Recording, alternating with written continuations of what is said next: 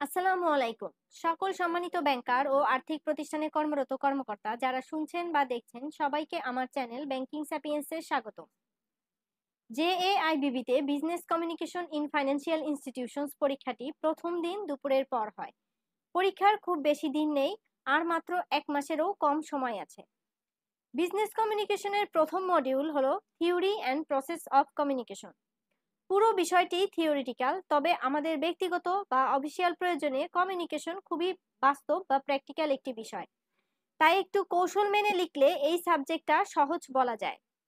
এই চ্যাপ্টার থেকে জানার চেষ্টা করব কমিউনিকেশন কি এবং এর ইম্পর্টেন্স কি, প্রসেস অফ ইফেক্টিভ কমিউনিকেশন, প্রফেশনালিজমের এলিমেন্টসগুলো কি কি, কমিউনিকেশনকে কি কি ফ্যাক্টর এফেক্টস করে, এবং ইথিক্স ইন কমিউনিকেশন। কমিউনিকেশন কি? আমি প্রতিটা প্রশ্ন এমন ভাবে শুরু করতাম যাতে এক্সামিনার একটু প্লিজড হয়, যেমন কমিউনিকেশন ইজ অ্যান আর্ট। এছাড়াও প্রত্যেকটা ডেফিনেশন শুরু করতাম একই ফরম্যাটে, যেমন communication is a process, or marketing is a process, or risk management process is a systematic approach, এভাবে। তারপর ডেফিনেশন রিলেটেড হাবিজাবি যা জানি তা লিখতাম। সাধারণভাবে কমিউনিকেশন বলতে আমরা বুঝি একে অপরের সাথে ভাবের আদান প্রদান, কিন্তু এতটুকু পরীক্ষায় লিখে কি ভালো মার্কস পাওয়ার জন্য যথেষ্ট না। কিন্তু আমরা যদি এভাবে লিখি, communication is the process of sending and receiving message and it is effective when the message is understood, অর্থাৎ সেন্ডার মেসেজ সেন্ড করবে, রিসিভার সেটা একসেপ্ট করবে এবং সেই মেসেজটা অবশ্যই রিসিভার বুঝতে পারবে, তাহলেই কমিউনিকেশনটা ইফেক্টিভ হবে। এবং it stimulates action and encourages the receiver to think in new ways. Receiver সেই মেসেজটা পেয়ে নতুনভাবে চিন্তা করার সুযোগ পাবে বা কোনো ফিডব্যাক বা কোনো অ্যাকশন নিতে পারবে, তবেই সেটা কমিউনিকেশন হবে। ইফেক্টিভ কমিউনিকেশন হওয়ার জন্য দুইটা ক্রাইটেরিয়া অবশ্যই ফুলফিল করতে হবে। একটা হচ্ছে অবশ্যই একের অধিক পার্টি থাকতে হবে, একজন থাকলে সেটা কমিউনিকেশন হবে না। এবং আমি যে মেসেজটা শেয়ার করব সেটা অবশ্যই একসেপ্টেড হতে হবে, একসেপ্টেন্স ছাড়াও কমিউনিকেশন ইফেক্টিভ হবে না। What is the most important skill in career success? এক কথায় বা অবশ্যই interpersonal communication skill is most important thing professional লাইফে ভালো করার জন্য। আপনি অফিসের কাজ অনেক ভালো জানেন, তবে কমিউনিকেশন স্কিল খুব পুয়ার, তাহলে আপনার কাজের আউটপুট আপনি কখনোই যথার্থ পাবেন না। বিজনেস কমিউনিকেশনে 4টা বেসিক স্কিল অবশ্যই প্রয়োজন। সেটা হচ্ছে reading, writing, speaking and listening. 4টাই সমানভাবে গুরুত্বপূর্ণ প্রফেশনাল লাইফে। আমরা সাধারণভাবে কমিউনিকেশন কি সেটা জানলাম। বিজনেস কমিউনিকেশন বলতে তাহলে কি বোঝায়? কমিউনিকেশনে আমরা যা শিখলাম আগের স্লাইডে, তাই যখন বিজনেস বা ব্যাংকিং এ প্রয়োগ করি সেটাই হলো business communication.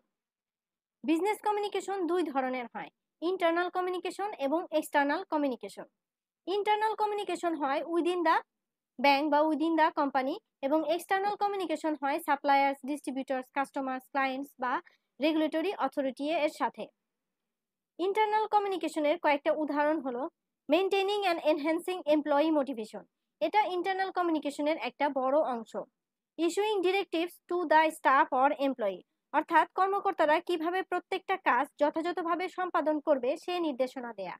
Communicating policies, administrative circulars or any changes to the employees.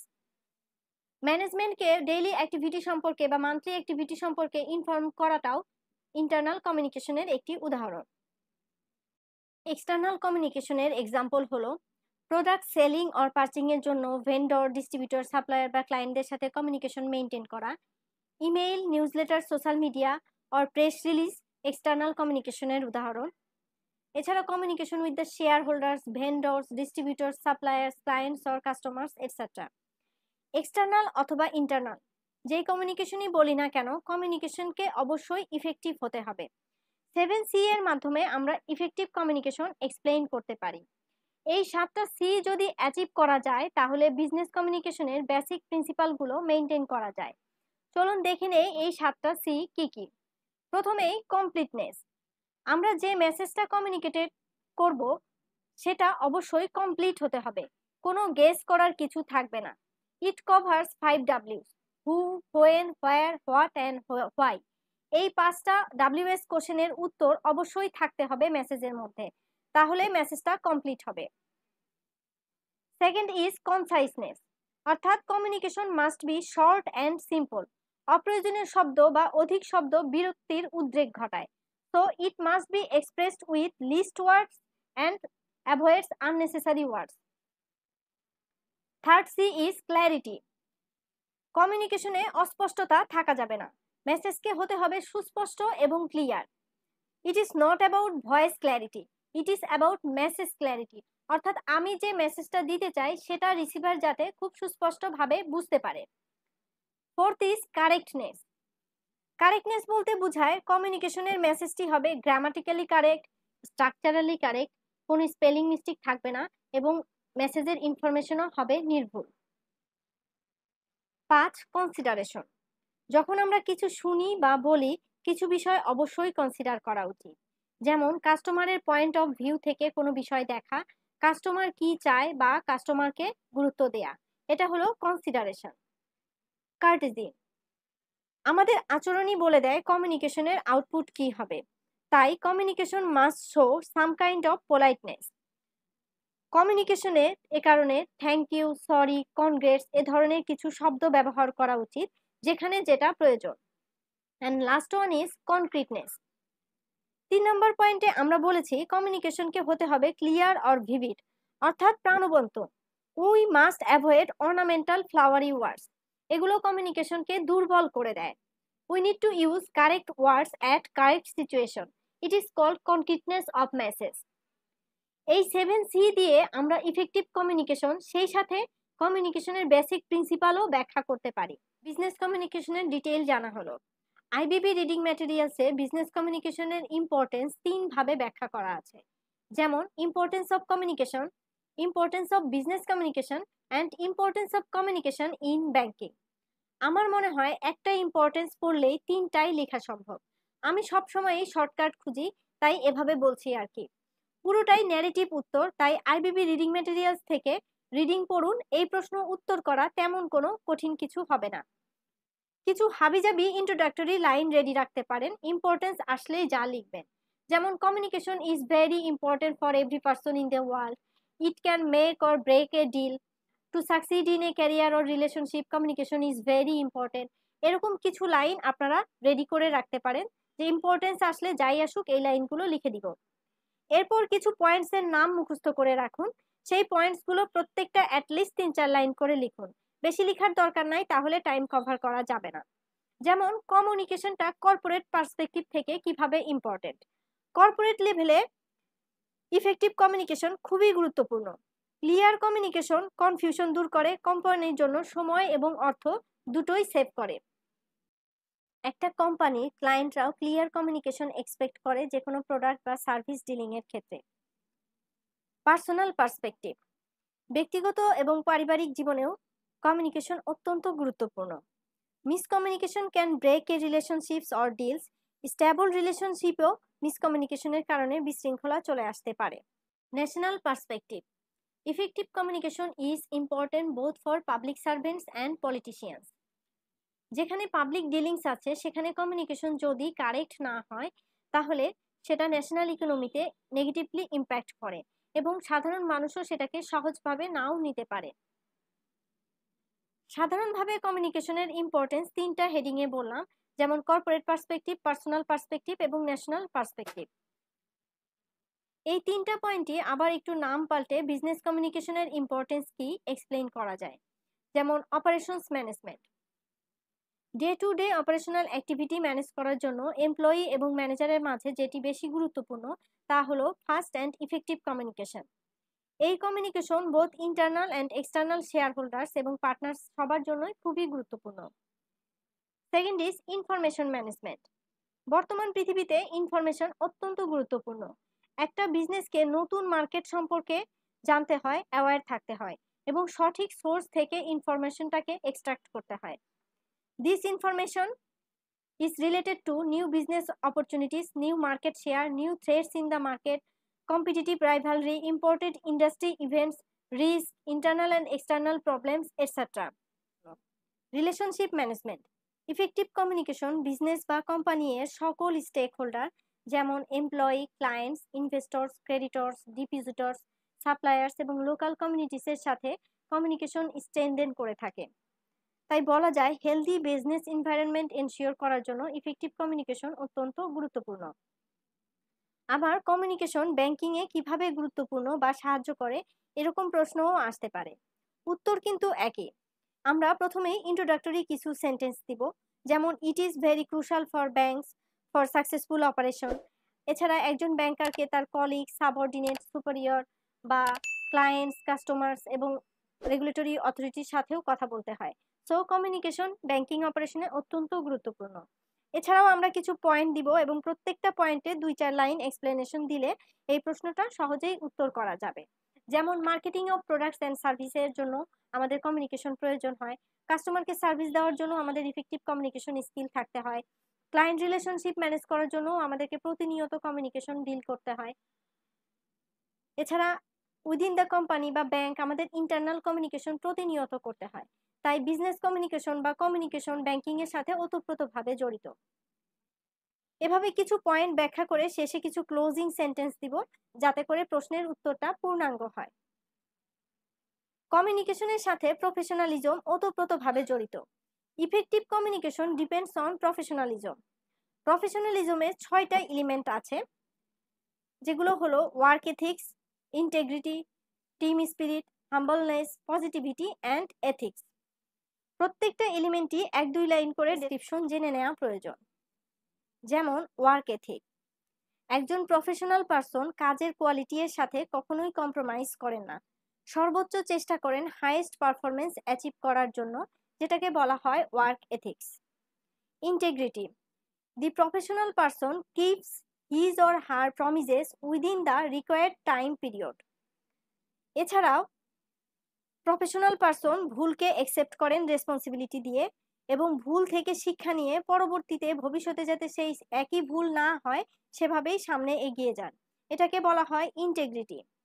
Team spirit, a professional person always believes in team spirit. তিনি পুরো টিমকে মোটিভেট করেন এবং কালেকটিভলি গোল এবং ভিশন অ্যাচিভ করার জন্য কাজ করে থাকেন। Fourth is humbleness.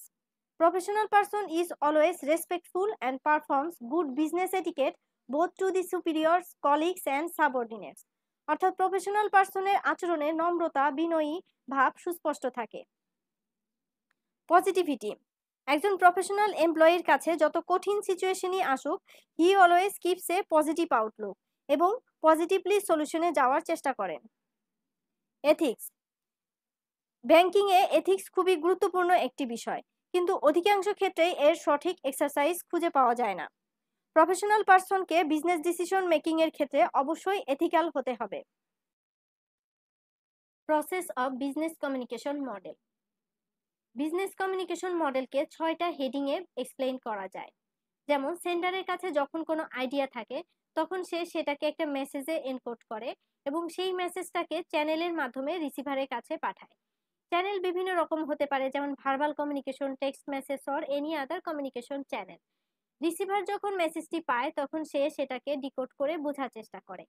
রিসিভার মেসেজটা বুঝেছে কিনা সেটা কিন্তু সেন্ডারের পক্ষে জানা সম্ভব না যদি সে কোনো ফিডব্যাক না দেয়। তাই ফিডব্যাকটা এন্টায়ার কমিউনিকেশন প্রসেসের জন্য খুবই গুরুত্বপূর্ণ। পুরো বিষয়টাকে আমরা একটা ডিসিশন চার্ট বা ফ্লো চার্টের মাধ্যমে ব্যাখ্যা করতে পারি, যেটাকে আমরা ওভারঅল কমিউনিকেশন প্রসেস বলে থাকি। এতক্ষণ যে বিষয়গুলো আমরা বললাম সেটাই কিন্তু এই ফ্লো চার্টে দেখানো হয়েছে।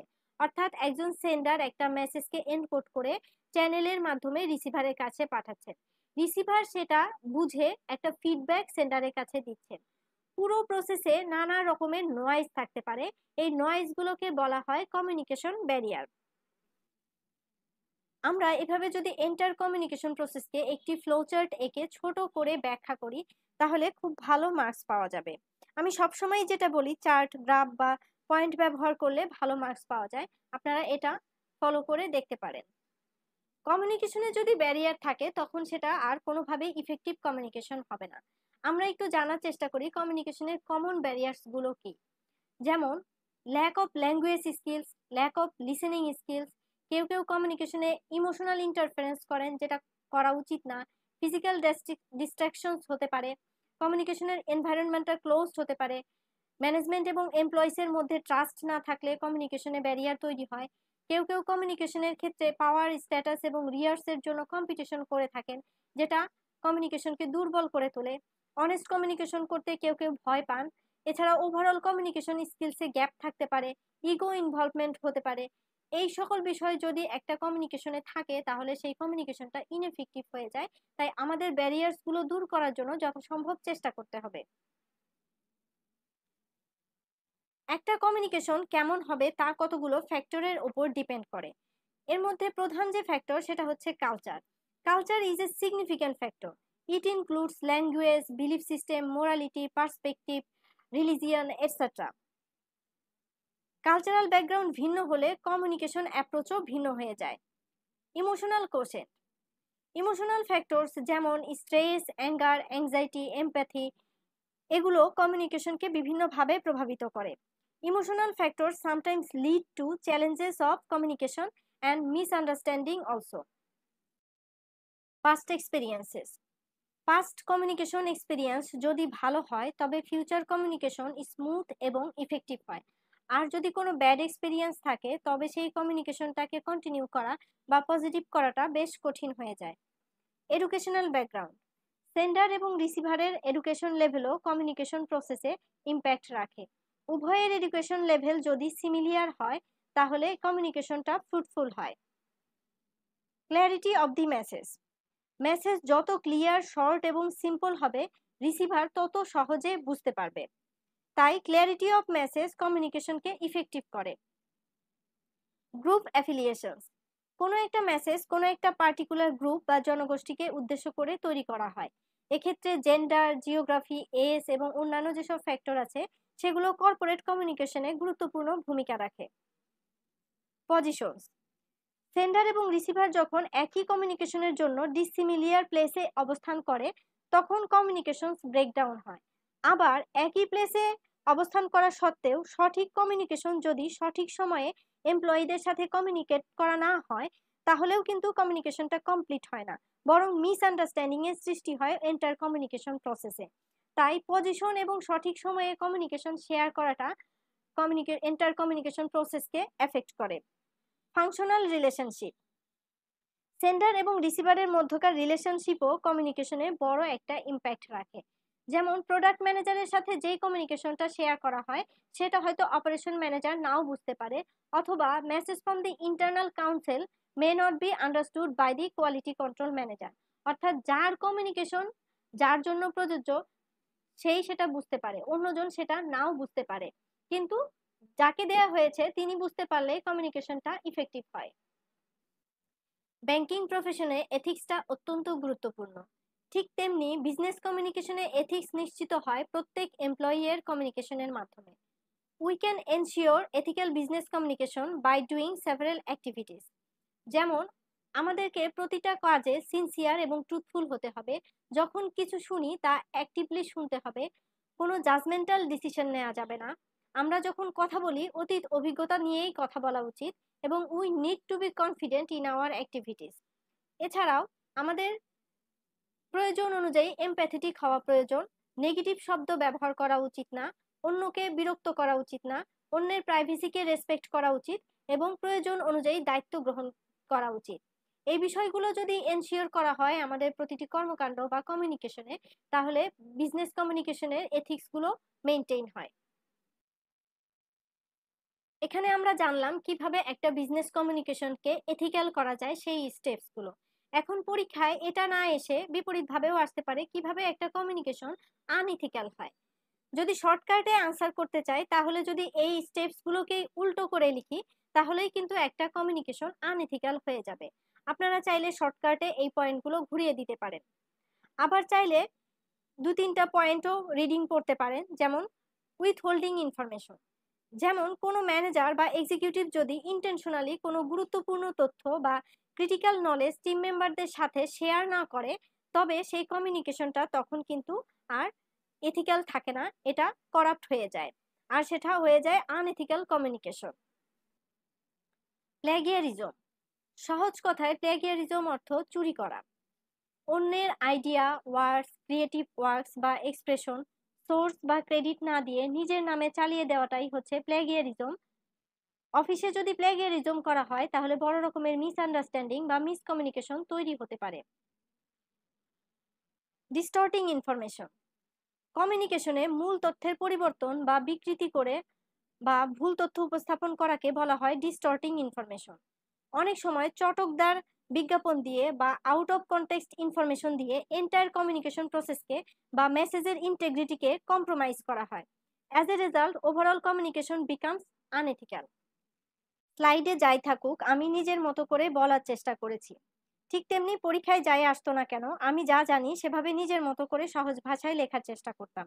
আপনারাও চেষ্টা করবেন পরীক্ষার খাতায় নিজের মতো করে সহজ করে লিখতে। পরীক্ষা খুবই সন্নিকটে, তাই আমি বলবো আমার ক্লাস টিউটোরিয়াল গুলো শুনুন। কিছু শব্দ মাথায় গেঁথে যাবে, যা পরীক্ষার হলে বানিয়ে লিখতে সাহায্য করবে। এছাড়া রিডিং ম্যাটেরিয়ালস গুলো পড়ার চেষ্টা করুন, নিজে নিজেই লেখার প্র্যাকটিস করুন। আপনাদের সবার পরীক্ষার প্রস্তুতি ভালো হোক এই প্রত্যাশায় আজকে এখানেই শেষ করব। পরবর্তী ক্লাস টিউটোরিয়াল পেতে আমার চ্যানেলটি সাবস্ক্রাইব করুন এবং নতুন ভিডিও নোটিফিকেশন পেতে পাশে থাকা বেল বাটনে ক্লিক করুন। Thank you.